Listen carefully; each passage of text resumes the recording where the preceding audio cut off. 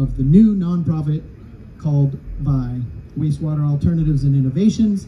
VI is dedicated to protecting water quality, reducing sewage pollution, and introducing more innovative and affordable sanitation solutions.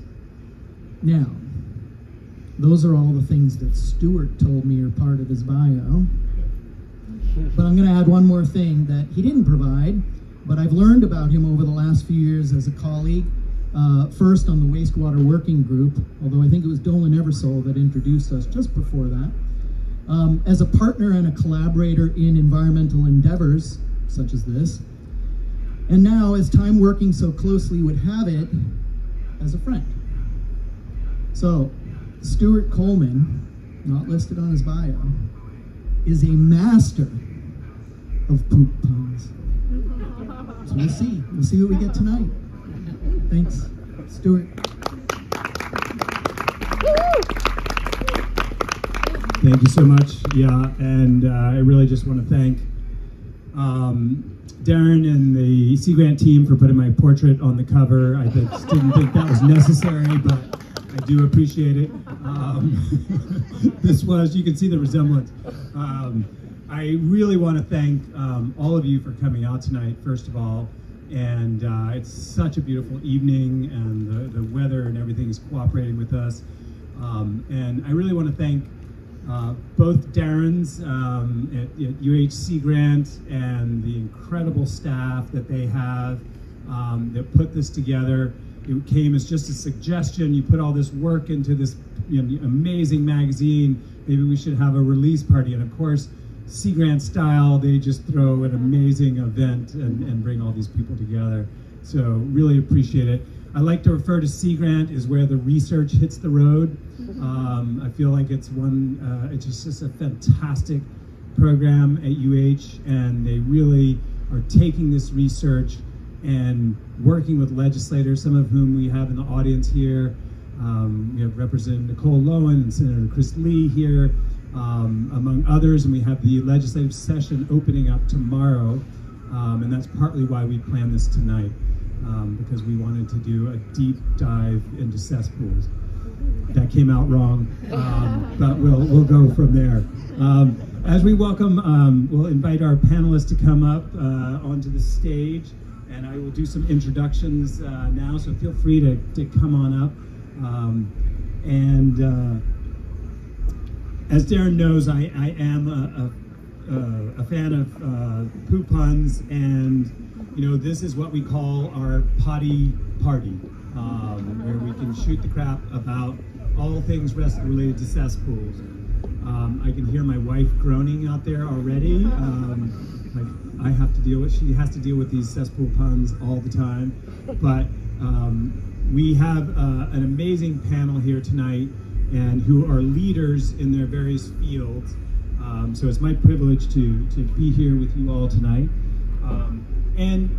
The reason we wanted to do this event before the legislative session is this is one of the biggest issues in the state that we're facing. This is a $2 billion kind of, I wouldn't say crisis, but challenge for the state.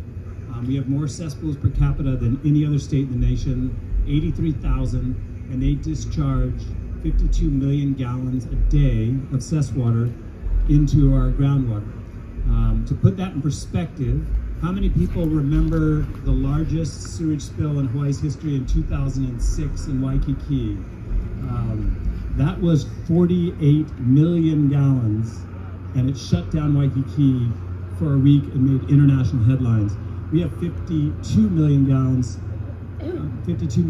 going into our ground and groundwater every day, to put that in perspective. So it's a serious issue, but we want to have fun with this panel up here. And we're going to dive in by mentioning and reminding people that we have a deadline to convert all cesspools, thanks to the legislature, and thanks to folks like Ted Bowen, who was an AG at the Department of Health. We passed laws that mandated that all cesspools be converted by 2050.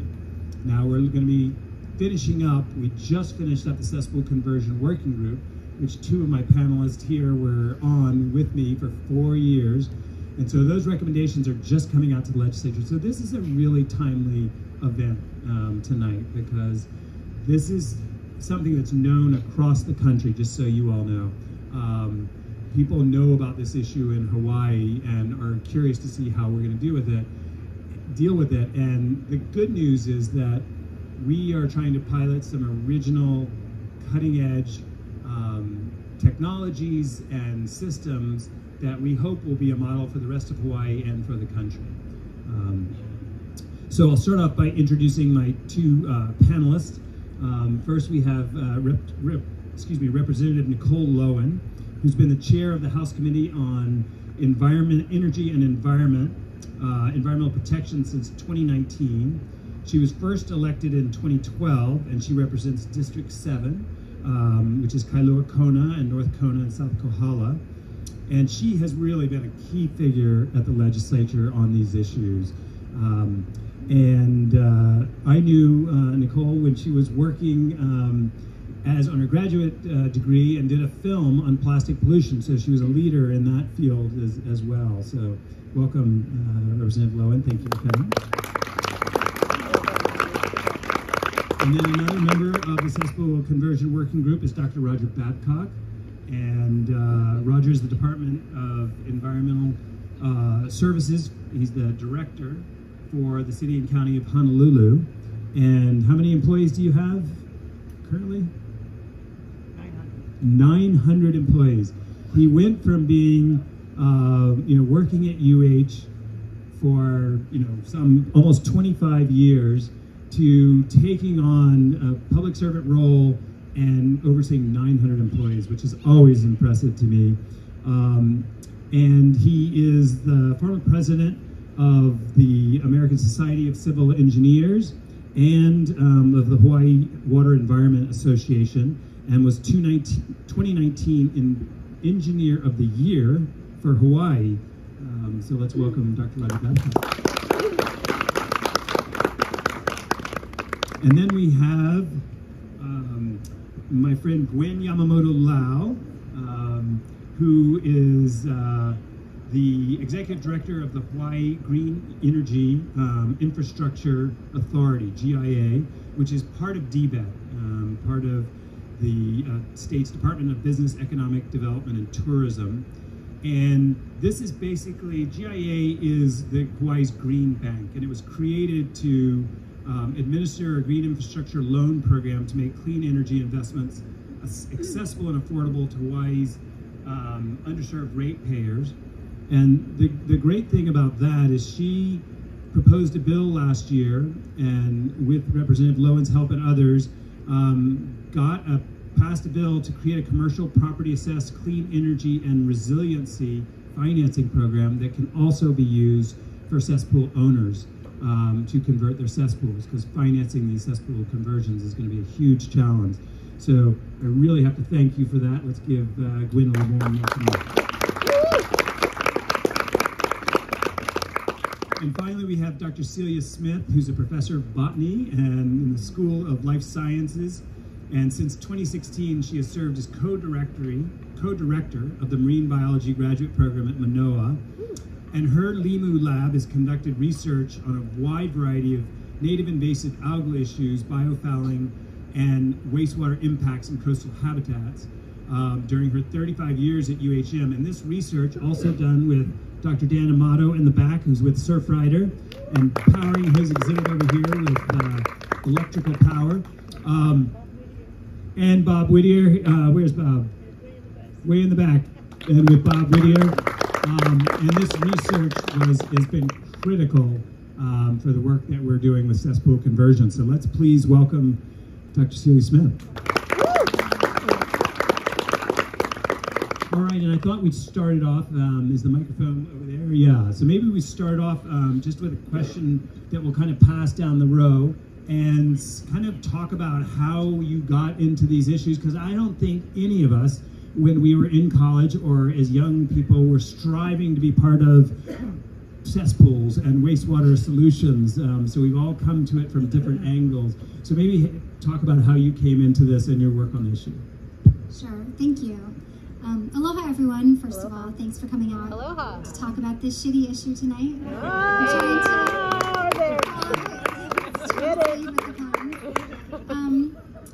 So I guess I first became aware of this in 2014, I think. The Department of Health had proposed rules to, I think, implement like a point of sale conversion mandate. So that, you know, I was a fairly new representative, and that got people in my district really riled up. So it was hard not to pay attention to the issue. And so moving forward from there, I kind of learned what a big issue it was, how surprising it was that Hawaii at that time was still permitting new cesspools when every other state had stopped doing it, you know, some 50 years prior. And just what a terrible impact it has on the environment, and especially on our reefs and potentially drinking water supplies. And so, you know, Stuart mentioned some of the legislation that we passed at the legislature, you know, implementing a tax credit, which has since expired, mandating the conversions by 2050, and then creating the working group. After we did that, it kind of was like, okay, this is not going to be easy to convert all 80,000 cesspools in the state. We need to have more work done to figure out how we're going to get there. So we created the working group, which I've sat on with Stuart and Roger and a lot of other people here tonight, and actively participated in that for the last almost 4 years. 4 years. It's been a long haul. So that report is finally done. So I think moving into this legislative session, there'll be a lot of bills coming out of that, and that feeling, I think that it's finally time to take action and stop waiting for the results of the study. So we can share more about that with you as we get to those questions. Thanks. Thank you. And bonus points for poop and pee puns, just as you go through this. Just know. Okay, thanks. Thanks, Stuart. Yeah, I think the deep dive into cesspools was a good one. I don't have another one. So I came into this area, cesspools, I guess, in conversion specifically, because I've been a wastewater engineer for many years, 30 years, so all the way from grad school working on wastewater, water reuse, and things like that, including when I was up at the university in engineering, did a lot of work with various treatment processes, new and innovative things, membranes, including on-site systems, and evaluating nutrient removal systems of various kinds, and then looking at certification of treatment systems for on-site systems. And had a chance to work with aerobic treatment units, which is kind of historically the go-to method, which is an improvement over a septic tank or a cesspool. Basically start with cesspools, move on to septic tank and absorption bed, and then beyond that you move to an aerobic treatment unit, which can provide essentially full secondary level treatment in a small package. So just like what we do at our wastewater treatment plants, but just fits in your yard, right? Generally those use electricity. So more recently worked with some other systems that are, I guess you'd say, more natural systems and don't require energy, like a wetland, for example. So we've gotten one of those certified, looked at denitrifying absorption beds, and there's a technology, Elgin, and there's others that make that same thing. And recently, still working on a vermiculture-based system. And so interested in the technology, either advanced technology. We used to do a lot of stuff with membrane bioreactors, but that's the other end of the spectrum from a wetland, which has no energy requirement and very simple and very easy to operate. So there's a whole range, and so I think we need to have a lot of different options.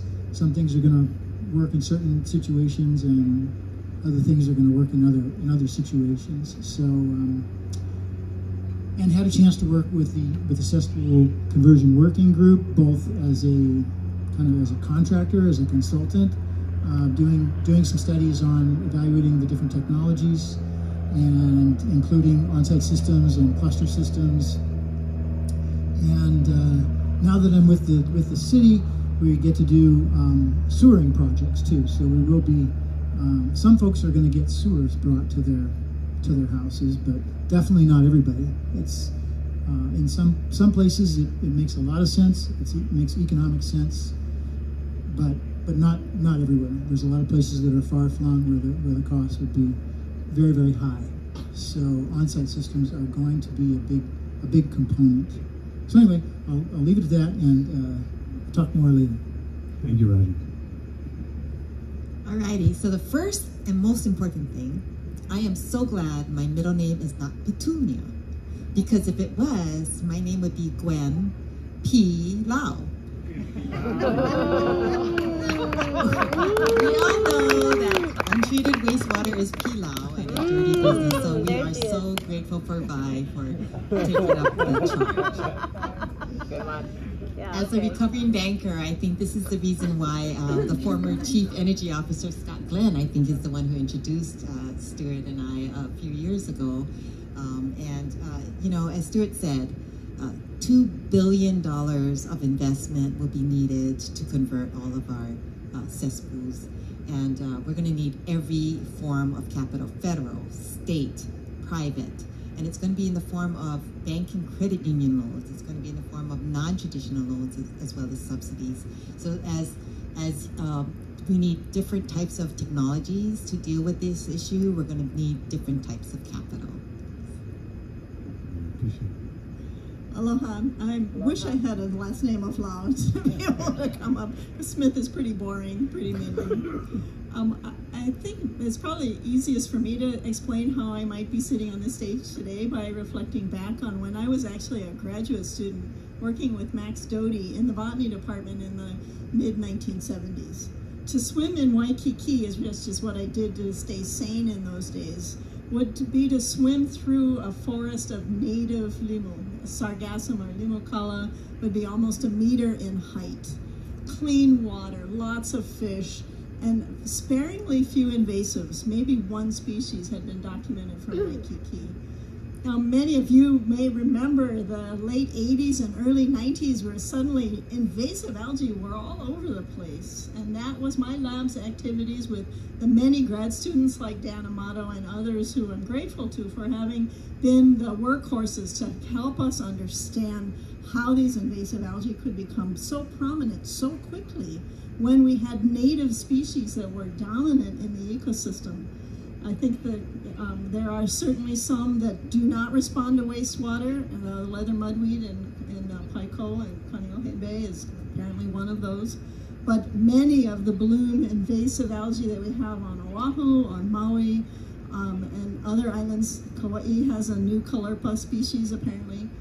Those are plants that we know now from the hard work of graduate students like Jen Smith and Dan and others are driven by the nutrients that are coming in from these cesspool sources.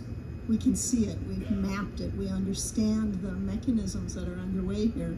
And so in having celebrated the Year of the Limu last year, this is really a nice way for me to tie together my love of our native plants and my passion to get these invasives out, which is largely taking better care of our nutrient wastewater so that we can have healthy coastlines again for our kids to swim in. Thanks. Yeah, thank you. And you know, on that question, just building on it, because it is important to realize sometimes we don't see these changes because they're so gradual, but they are dramatic changes. And in the issue of the Kapili Kai, there's a great story about the recovery of Kaneohe Bay that used to have open access, you know, sewers going right into the bay, and it created all kinds of algal blooms.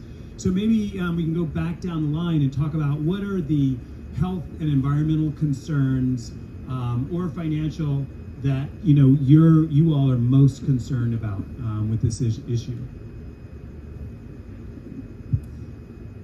I feel like we're all going to have similar answers to this. I guess I'll put a different angle on it. I've seen polling. I think Nature Conservancy did some polling a few years ago actually relating to carbon tax, and if we were to implement a carbon tax, what kind of things would people actually support like a carbon tax on behalf of? And the number one thing, which wasn't surprising to me on one hand, but also was a little surprising, was the reef. So people in Hawaii really care about protecting the reef, and I think that's the thing that's under the most imminent threat from cesspool pollution right now. And it's also so fundamental to Hawaii's way of life on so many levels and economy. Not only that, it's also, protective barrier to, impacts of climate change, storm surge, high tides, etc., protecting coastal infrastructure. And I mean, I guess we'll get to talking about bills and legislation on a separate question, but I think continuing to raise that point of the threat to the reefs is effective in advocating for action on getting cesspools converted. So I think, to me, all the harms that cesspools cause are important, but that one, to me, kind of rises to the top. Okay, so we're on, what's the biggest threat? The greatest environmental risk or risk to public health, or financial. What is the greatest kind of threat or problem that you think we're facing with this? From your perspective? Well, I guess we could have groundwater, of course, the drinking water supply would be an important risk. And we did do a study on upcountry Maui. Bob Whittier was involved with that, did the modeling, and to show that there's an impact on drinking water, and so that's important. But I think we'll get to it more with the finances. But I think the financing is the biggest challenge that we have. So I stole that from Gwen's. I think you just set her up perfectly, right? And actually, I think with the current legislation going to 2050, human nature says, are you going to do it today? Or are you going to wait till 2049? And so, if that continues to happen, we're going to have a couple more issues. Financing is certainly one of it, but it's also going to be, do we have enough contractors to convert 80-some-odd-thousand cesspools in 1 year? So, that's something that we need to also think about. I'll jump in one second on that. On that note, we are very excited to announce, it's not publicly, we haven't sent out the press release, but since you are all on the inside of this issue, we are launching a Workforce for Water statewide program funded by the U.S. Department of Labor to do workforce development across Hawaii. And we started this during the middle of the pandemic, when we realized Hawaii went from having the lowest unemployment rate in the country before to having the highest unemployment rate in the country after, because we have such an over-dependency on tourism. And so we're really excited. Our newest employee and staff member, Graham Lander, is going to be working on this issue, Workforce for Water, and we'll be launching it and working with the community colleges to train people in this field to address that issue. Thank you, Stuart. I would just add one other dimension that hasn't been touched on in these other three colleagues on the couch. And that is the issue of food security and sustainability of the harvests that kupuna are making from sites that they've always collected from. At this point, with the tainted water that's coming out in many of our cesspool impacted areas, as we've documented in our study, it becomes, in my mind, at least potentially unclear that those limu that they are collecting are actually healthy. Right? There could be bacteria, there could be impacts from human hormones, other pathogens that are nested on those plants that might not be cleaned off in the traditional ways that they would have been done in that healthy setting. So they really have a kind of time warp in the impacts, and yet the traditional practices are ramping up again because people want to have healthy access and want to have that kind of sustainable use of their coastline. So I would add that that's another dimension that we shouldn't lose sight of because of its importance to certain parts of our community.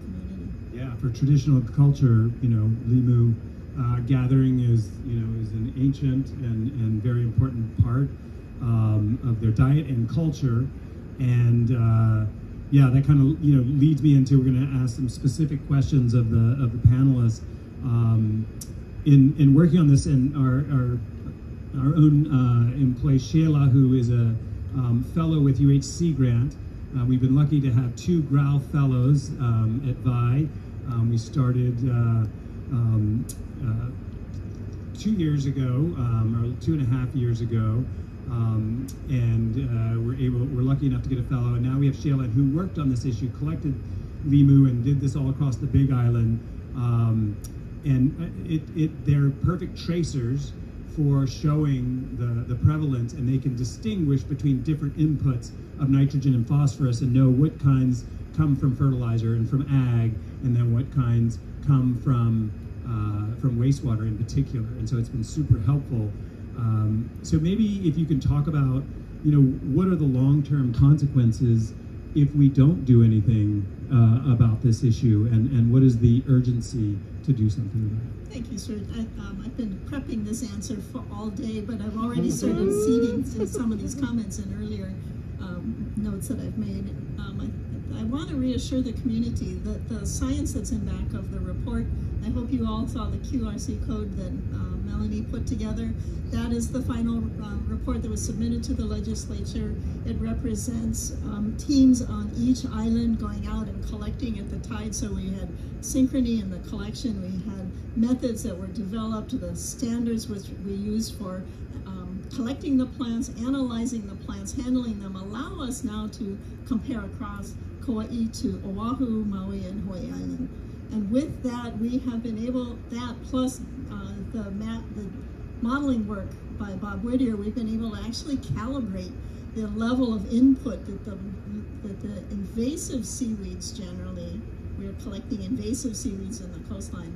The invasives are then analyzed for their tissue, and we can calibrate the signals that we get in the tissue back to the known number of cesspools in the area. And when you map that out statistically, I haven't seen a data set that has the p-value that this one does. And I mean, it's a really, really, really, really tight relationship between cesspools and the health of our coast, as measured by these invasive algae.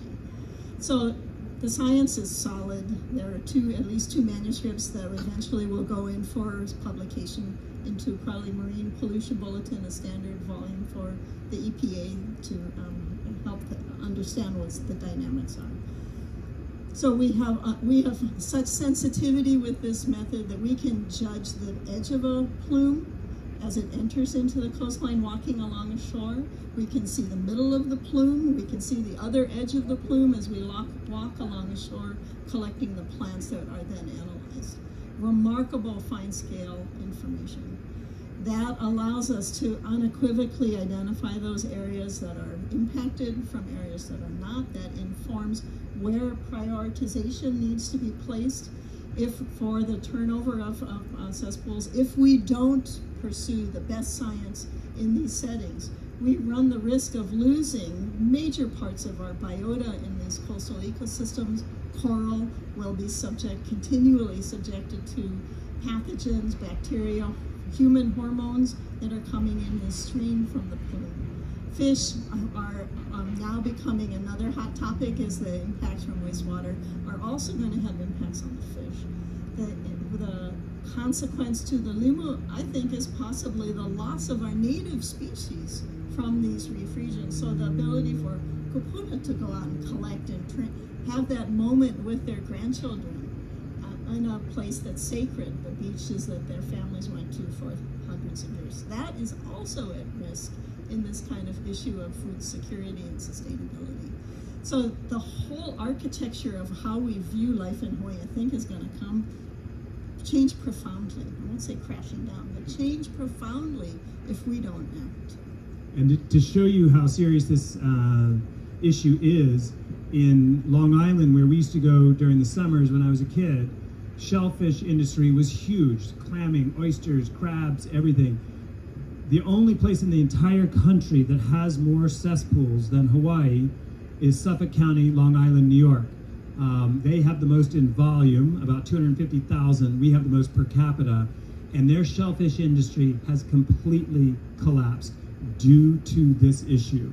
So it's very, very serious. And I want you guys to be thinking of questions for our panelists, because we're going to go out in the audience and collect some questions, because it really is. We have experts up here, and this is a serious matter, and we need you as ambassadors to take this out and explain it to people, because there's going to be some pushback when people hear that they have to, convert their cesspools.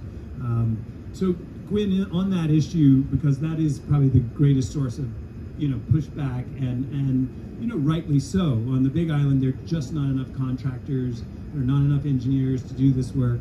And so you helped last year to pass this PACE bill for commercial property assessed clean energy, which was really brilliant to use this existing model and expand it to include cesspools for resiliency. We were only last year able to get past the commercial aspect, but there are still hundreds of large capacity cesspools where this affects commercial operations and small businesses. So maybe tell us a little bit about that and how it's going to help. So this time last year, the former Dept director was in my office. It was actually maybe a week before this week. And he said, Gwen, what can we do to help Hawaii? And one of the things he mentioned is we have a cesspool problem. And he's like, what can we do to help Hawaii?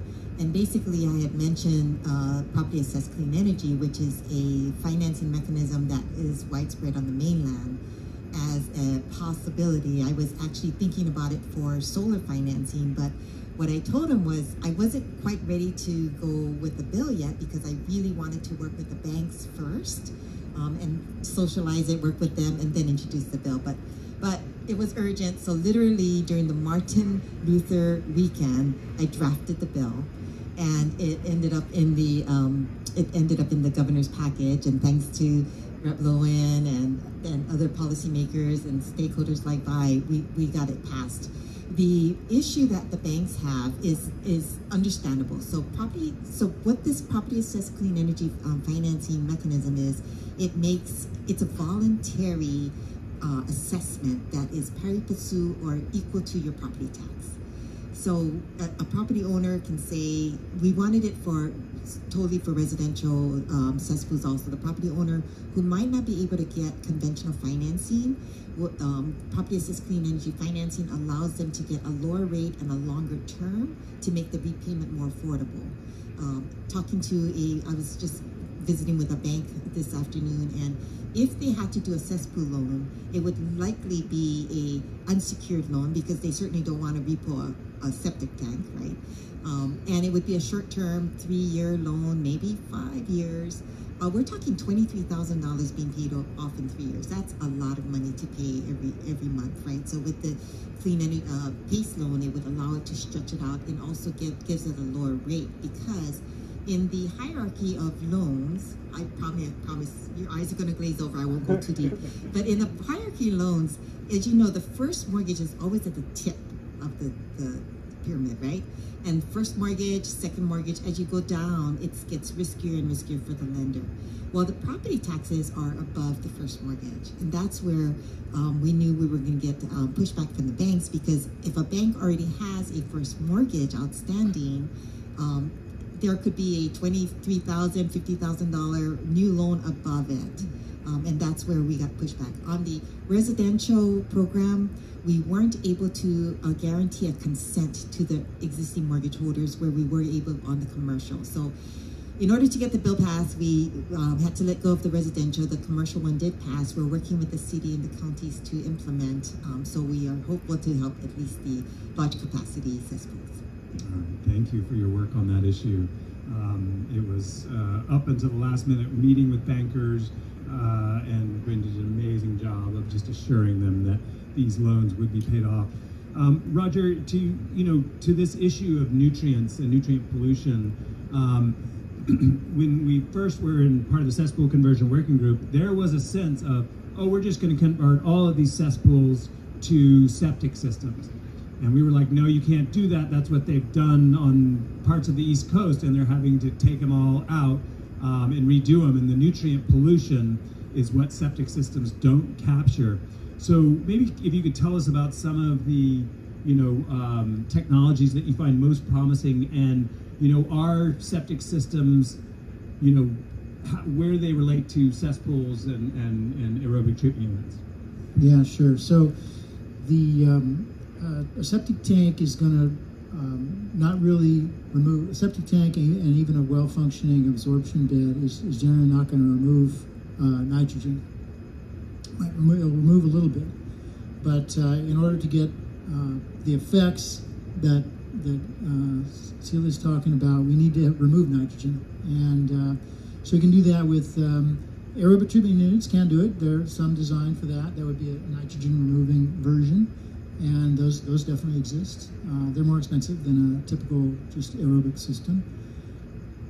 And they're also, you know, the one they're using a lot in Stony Brook and in Florida as well are these denitrifying biofilters. So it's an absorption bed that has a denitrifying layer, and then you can remove the nitrogen, because otherwise aerobically you just convert ammonia and organic nitrogen into nitrate, and then that's very mobile, and that will show up in, not just from a cesspool, but from a septic tank, even a properly functioning septic system. So that's why there's different prioritizations, and I know Chris Schuler is back there, and he and Bob did the new study on the reprioritization and looking at where nutrient impacts are important. So of course along the coast, those are going to be the highest priority, and or where it could impact, you know, drinking water.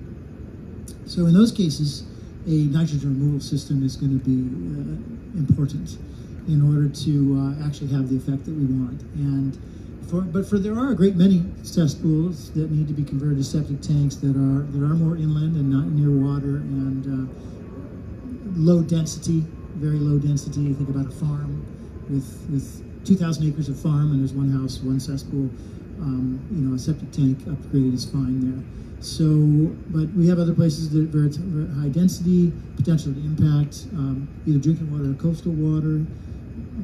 There are other criteria. We have cap rock, so there's some located in cap rock areas where it's not going to be as big of a risk. So, you know, it's very site specific. You need to have needs to be an evaluation on each, you know, for each location. And again, the new prioritization tool. I know I saw Chris here somewhere. Maybe he's way back in there. There he is. He was over there somewhere.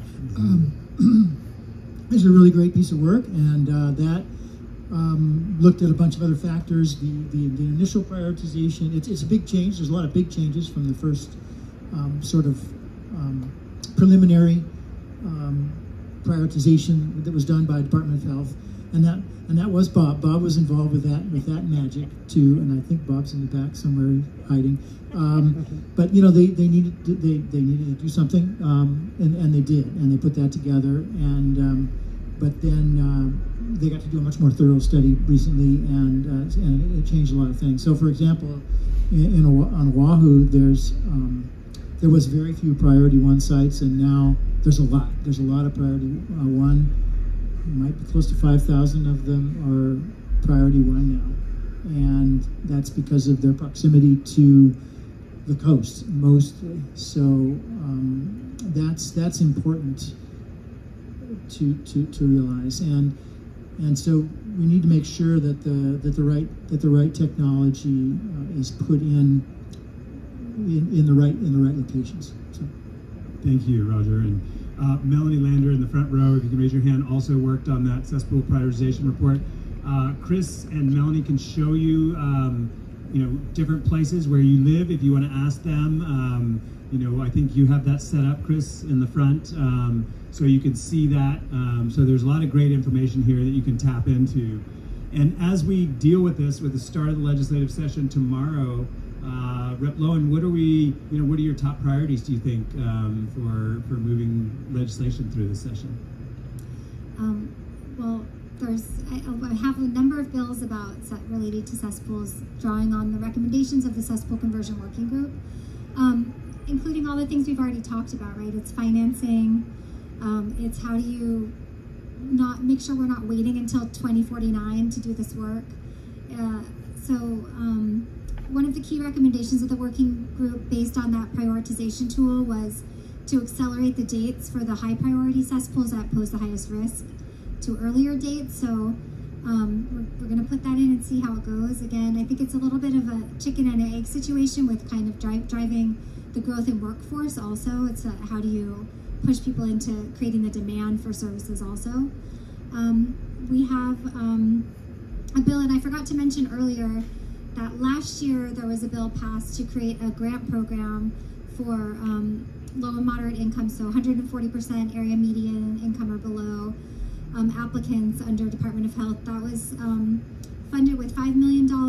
They're still working on standing it up, but so to complement that like low and moderate income grant, we're going to try to reestablish the tax credit, which was a tax credit for $10,000 for any priority 1 or 2 cesspool, and then also in that same bill create a seller's disclosure form. So if a property is sold, a buyer should be, you know, more than just the checkbox on the standard disclosure form, but like a standalone form that really draws out and brings attention to the fact, hey, you're buying a house with a cesspool.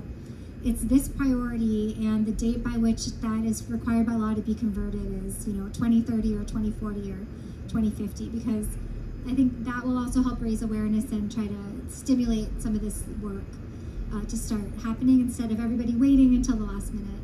And then, you know, without going into every detail, there's bills to give Department of Health more resources, to require the counties to all do kind of a wastewater plan countywide to look at that. We want to make sure we're also still focusing on having sewer infrastructure where that's feasible. That's still a better solution than septic tank, which is probably the most widespread alternative option. And there's other bills too. I think there's a lot of focus on this issue this session, and I think that's positive. I also want to say, and this is something I repeated constantly on the cesspool conversion working group, everyone also needs to remember that wastewater infrastructure is by state law a county, you know, kind of a county kuleana. So of course that's not to say that the state doesn't see the importance of this or understand the need to chip in or to, you know, finance things and create programs. I think primarily the state has been the driver of a lot of this work thus far, actually, but the counties also need to step up. There's recommendations in the report for counties and state and, you know, NGOs, and just not, it wasn't just focusing on what is the state going to do, but what is the solution sector across sectors to solve this problem. Thank you so much. And as I don't know if it's Beth or Maya is going to take the mic out into the audience. If you have any questions, if you could raise your hand. I'm not sure who, is that you, Darren? Oh, I can take it. Thank you. But this is, you know, as we said, this is really timely, and we really, you know, depend on you all for help with this.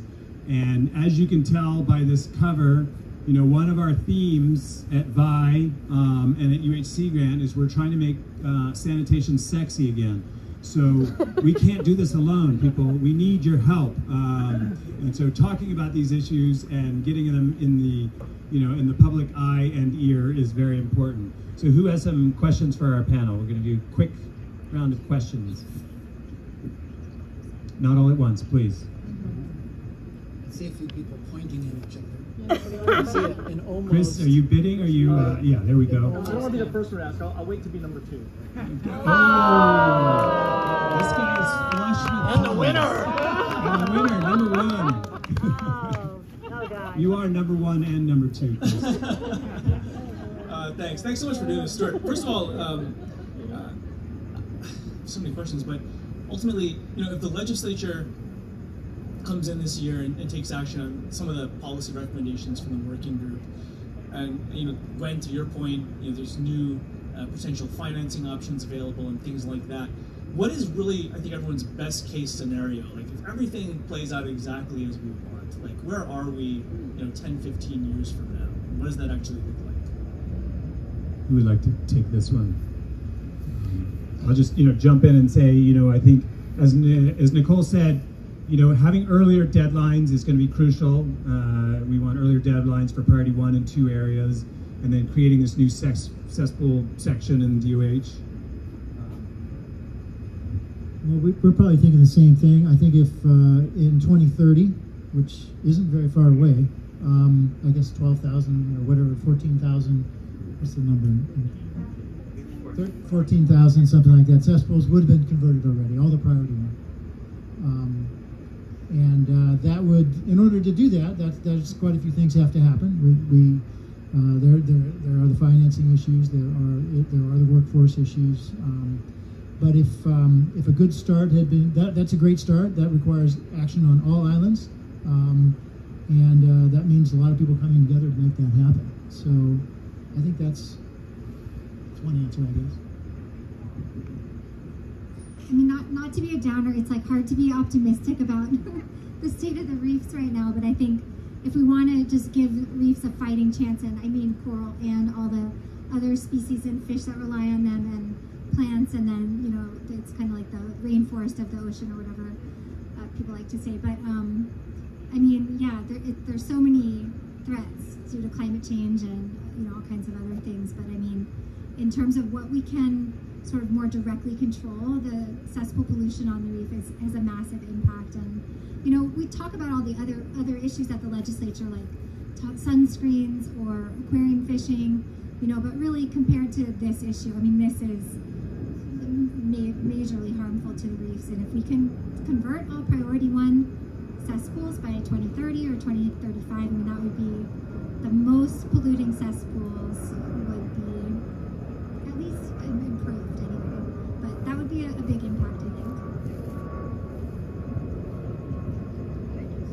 Just to follow up on Representative Lowen's comments, we know from other places around the world that when they have done the right thing with cesspools or other kind of wastewater that's been in coastlines in Australia and elsewhere, within a matter of months to years, the biological community is healing itself in that it's, you know, the native species are recovering, the invasive species are disappearing. We can see that at the level of tissue analysis for the species that you might be following as in a scientific study. And so from that perspective, I take great hope in the thought that we might be able to be disciplined and put the right measures in place, but actually have a rebound from our community if we don't wait too long. Right? There is a window where that rebound won't happen if we take too long. Yeah, thanks. And there is a great article in here about the recovery of Kaneohe Bay that mentions Dr. Celia Smith's work. So yeah, other questions from the audience? Yes, sir. And then we can go to Ted after that. Yep.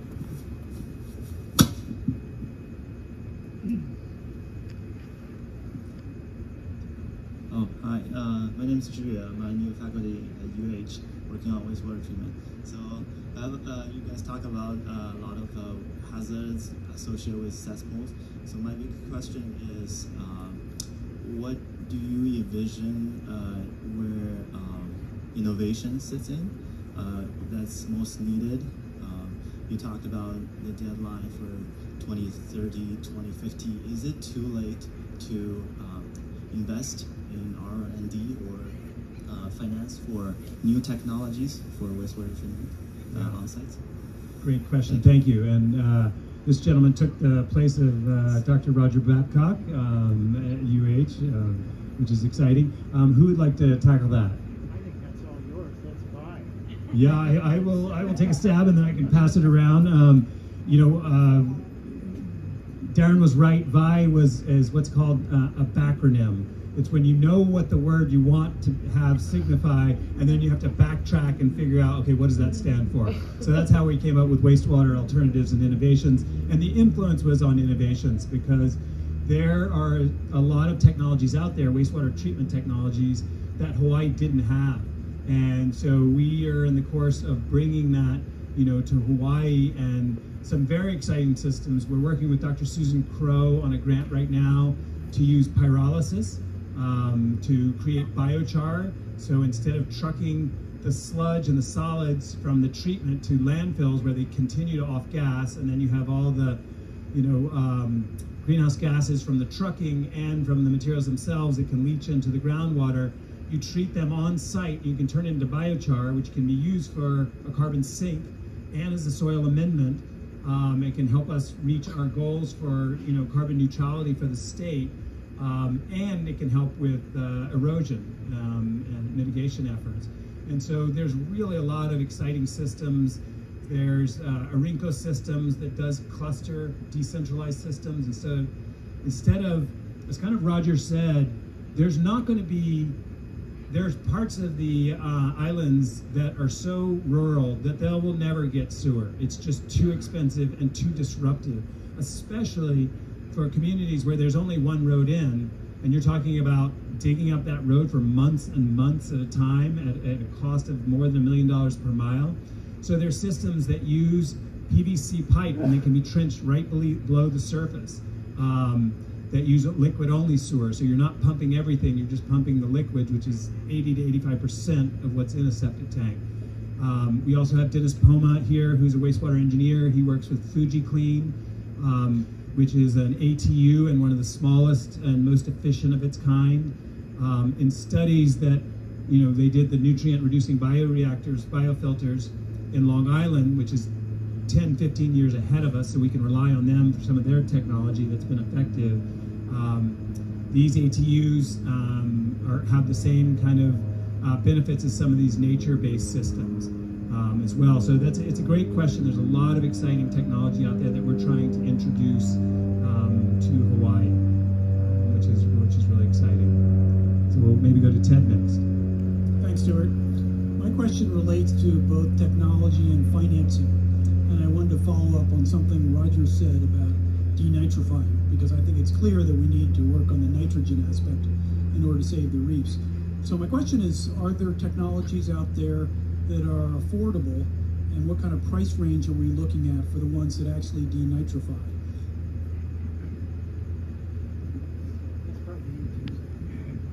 Yeah, so there are technologies that that can be affordable.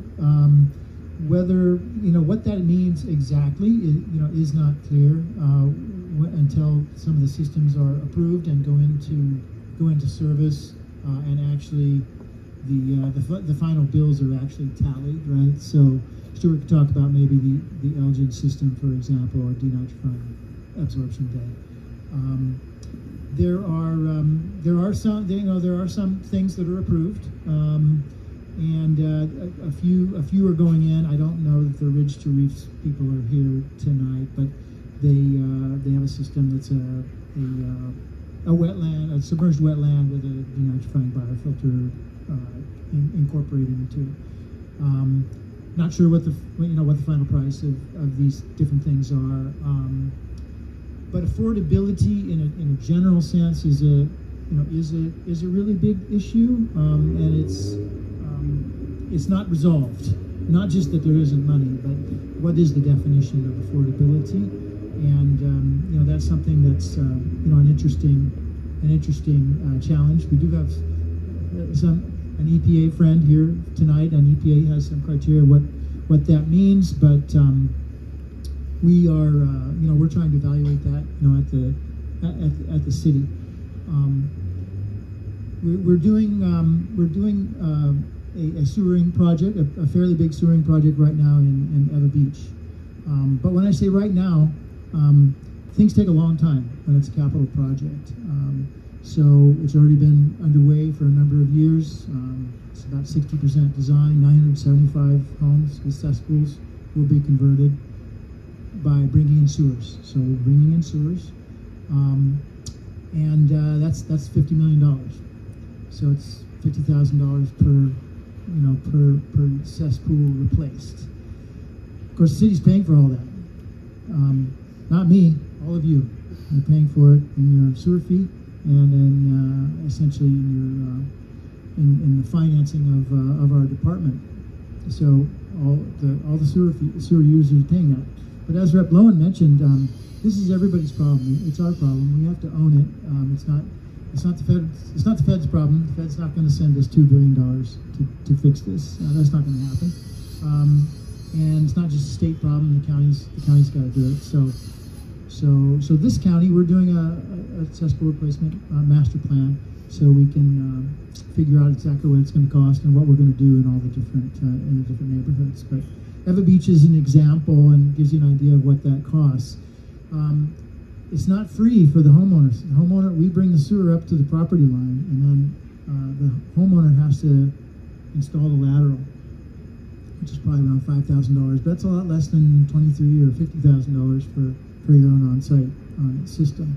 And in exchange for that, you're going to get a sewer bill then for the rest of your life, like all the rest of us have. But we think that that's fair, right? Folks that have had an on-site system haven't been sort of paying for their share of protecting the environment, right? So, yeah, I mean that's one way to look at it.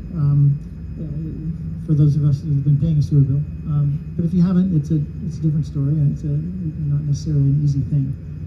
But by ordinance, if we bring a sewer to you, then you must connect. You have 90 days, and it doesn't matter to me what it costs. You have to do it. But we're not. But as the steward said, we're not going to bring sewers to everybody. It's too expensive. That's one of the cheapest projects because there's a lot of them. It's very dense. You accomplish a lot with not too many pipes. So that's not going to apply everywhere. We're not going to be able to do that, for everybody. So. Just to add on the discussion of new technology, I mean, and Vi has done amazing work, and we all are hoping for some new technology to come and save the day. But the reality is that right now the solutions we have at hand, we can't sit around and not implement them and wait for new technology. I mean, we need to do both at the same time and not lose focus on what we have available to us today. I mean, for Hawaii Island, where I represent a district on Hawaii Island, sewer is not going to be the solution for a large number of those cesspools. And converting from a cesspool to a septic tank, while not ideal, is still a lot better. And if you take thousands of cesspools and convert them to septic, you are making a difference. And the alternative is just not do that, sit around and wait another 20 years. I don't think that's better. So I think sometimes the discussion of new technology can be distracting. Let me tell you, especially to my colleagues at the legislature who maybe don't spend all their time thinking about environmental policy necessarily also, so not understanding the details as much. If you bring in talk of new technology, like some new thing's going to save the day, I mean, people can get a lot more excited about funding that and investing in that and championing it than just the kind of boring old solutions. But those boring old solutions are what we have right now and what's going to really make a difference, and make sure that window that Celia was mentioning doesn't close. If I could just mention, so innovations is not in just technology, it's also in financing. We can't do the same type of financing and expect things to happen when it hasn't happened for many, many years. We have been in conversation with the Department of Health. I think they've identified maybe about 16 million, 4 million over the next 4 years in EPA funding that we might come out and do non-traditional financing. But 16 million is not very much. And the priority one investments are aggregating 325 million. So 16 million is hardly anything. One of the things we're hoping to do is, if the funds allow it, work with the banks to co-create a credit enhancement program that allows them to do more sensible financing, but more to come on that. Thank you so much. And there's a lot of information. We have 2 more hands up, but I'm being told we should, we'll wrap it up. So if we could continue the conversation. What I'd like now is for the UH Sea Grant team to come up here with a photograph for our panelists and the VI team. If you could come up right now, that would be great.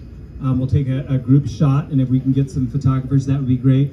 I really want to thank Darren and his team, Maya, Beth, Melanie, Shelley, and so many others have been just key in putting this together. Please come up if you could, the VI and Sea Grant team.